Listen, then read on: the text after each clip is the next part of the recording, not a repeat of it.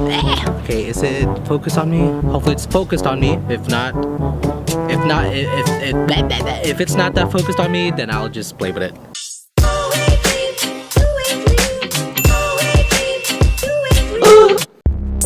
Hey everyone, it's Edrian Pangilinan and welcome back to my YouTube channel. And if this is your first time, thank you very much for stopping by and welcome to the family. So for today's video, hey,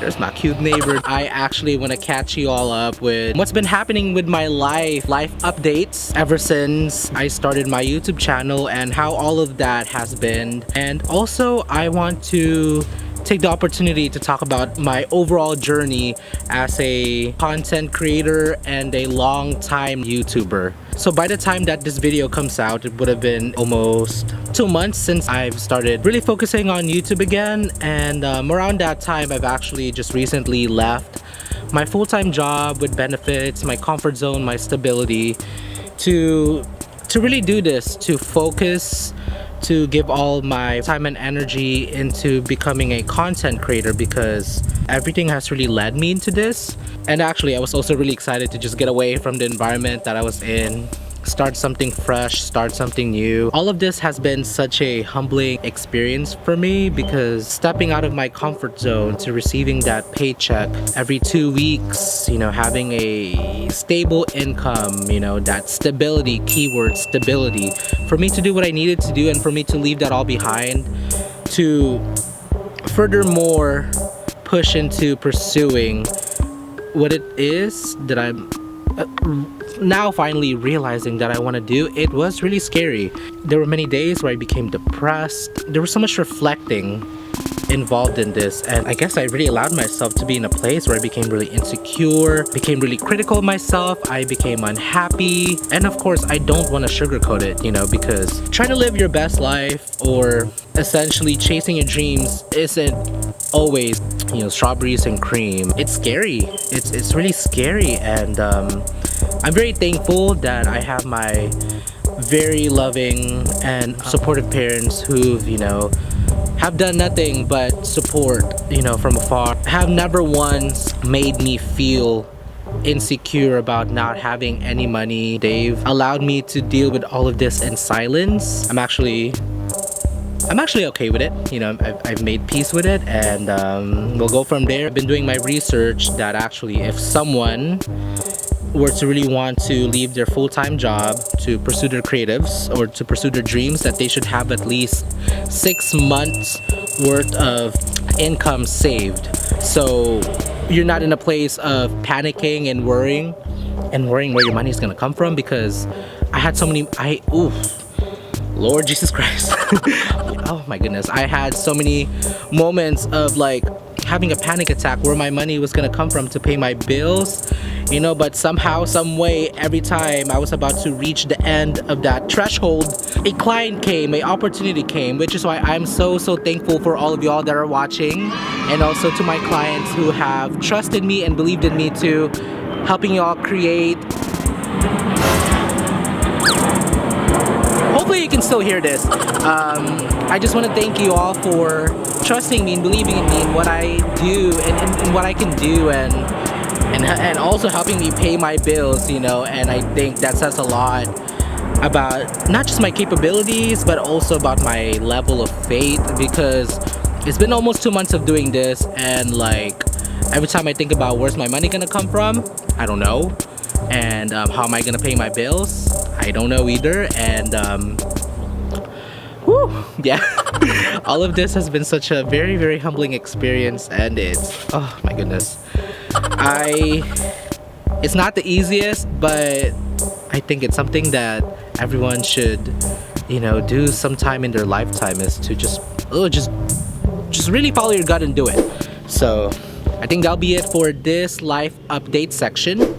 So now I'll be talking about my overall journey as a YouTuber And actually, this has been something that I've been wanting to do ever since I started or restarted my YouTube channel, because I feel like many of y'all are probably thinking that this is so random of me to do, that it came out of nowhere, that, oh, he's probably jumping on board with all these influencers and this YouTube craze that's been happening. Actually, that's half true. In 2018, I feel like I'm at a point in my life where I want to start, you know, sharing more of myself, my insights, my values, and I don't know, and ultimately just the ultimate shenanigans struggle bus that I'm in.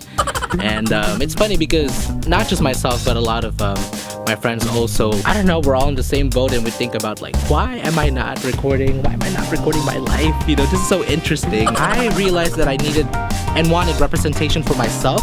Like, I wanted to see more people, yeah, I just wanted to see more people that look like myself, more ordinary, you know, person of color, someone that was kind of gawky and awkward, and I think just someone that ultimately didn't always feel like they fitted in the mold and not in the top 10%. As we speak, this mold has been broken, and I'm so fortunate to be actually jumping on board with this, because I just really want to start living and owning to my own truth of who I am versus who I think I am.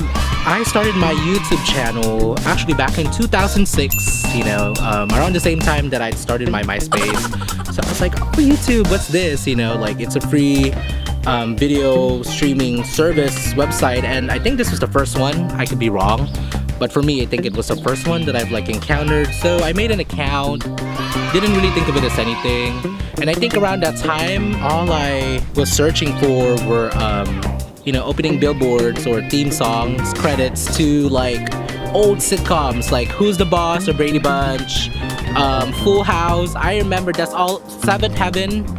That's not that old, but Seventh Heaven, you know, all of my favorite shows. That's all I watched.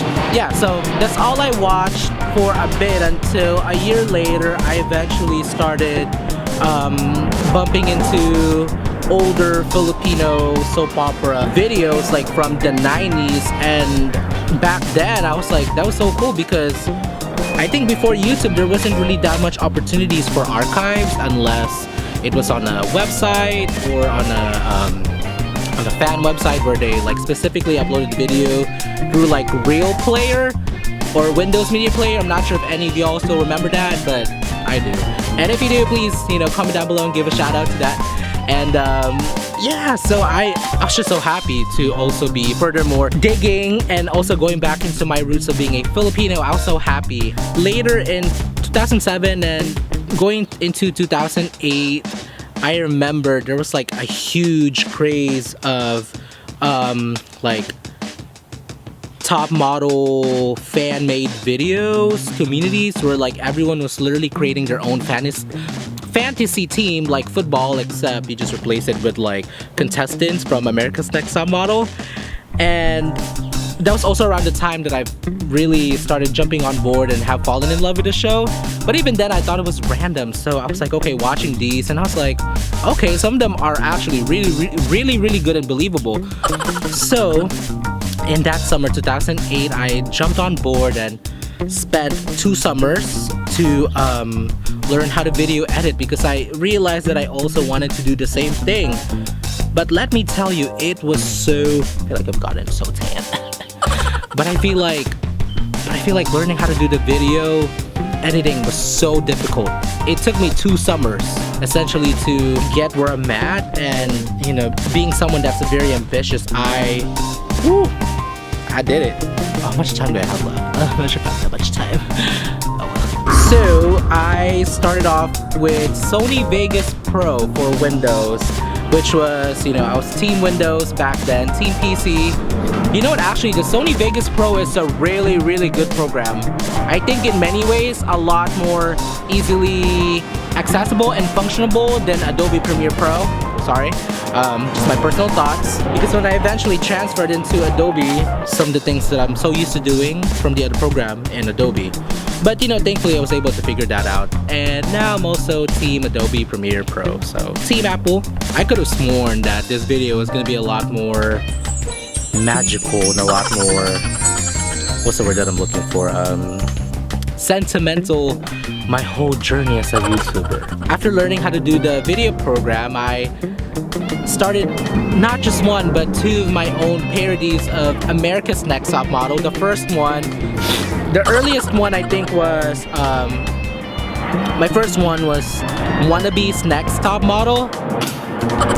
Wannabe's Next Top Model, which is actually a live action in the sense that we were using real people. It was me, Nicholas, my friend Taja, and then eventually we added Christine Galvan into the mix. So there was the four of us.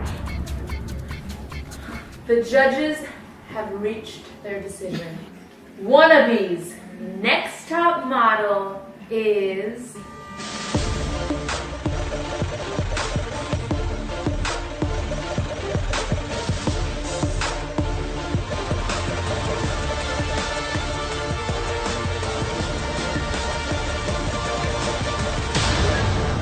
And that lasted for 5 years, from 2008 to 2013. I'll be linking some links down below. So we did that during Thanksgiving. One random day I was like, hey, let's take some photos, let's critique them, let's pretend we're like the models and also the judges. It was a real good time actually. It was such, I think around that time was such an amazing time to be a YouTuber. I didn't think of it as anything. Like, I actually didn't even think about the views.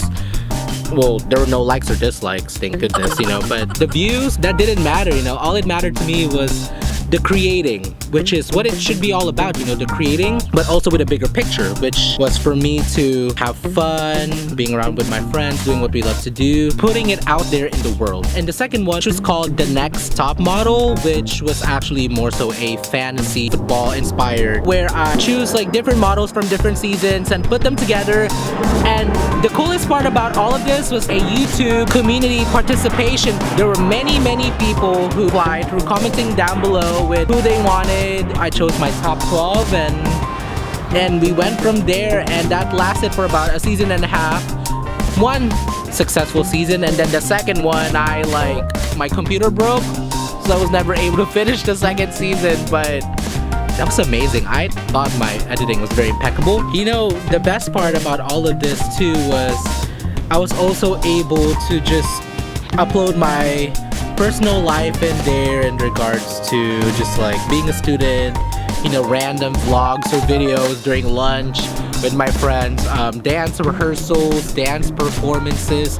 I literally had uploaded the majority of my middle school and high school life right before it got deleted due to copyright issues, which was starting to become a thing too around that time when YouTube was just starting. That wasn't really that big of an issue until eventually, you know, Google bought YouTube and all these copyright rules started coming up. Sadly, I just had too much videos with works from other artists, and ultimately it got deleted. Of course, when I found that it was deleted, I was very devastated. Dang, that's like a significant part of my life there and then gone just like that. Well, actually with that too, I think that was when it really clicked to me how significant and how what I was doing was important to my community, because even though it was just my friends, you know, it was actually my own community, my own tribe that I had built by doing this. And you know, they were actually more sad than I was that my YouTube got deleted, because it had so much fond memories that we're not able to take back. So shortly after, I made one in 2011, but you know, the games have changed, you know, with YouTube, and more elaborate and more higher quality content started coming out into what it is now. Now fast forward to the present. Excuse me. Now fast forward to the present, I actually just want to go back to continue what I've started. At 26, I feel like I just feel like I've never, yes, I'm not perfect. I'm at my most, you know, wise, You know, I feel like I've gathered so much life experiences and wisdom to furthermore connect with a higher sense of community. This is why I highly encourage y'all to join me in my journey of self-love, self-realization, you know, hopping on this struggle bus. And I'm not necessarily glorifying the struggle, but I am admitting, I'm owning to it, and I'm like putting the mess out there for the world to see, and that it's okay.